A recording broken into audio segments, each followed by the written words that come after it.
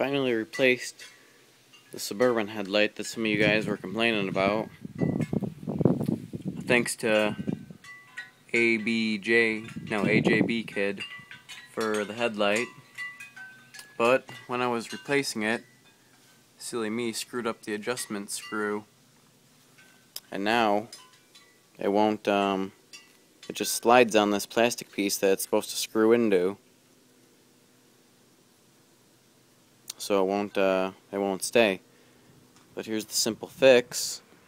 Take a nut and screw it on the end of it, and then it can't pull itself out, and you just thread the nut to adjust it.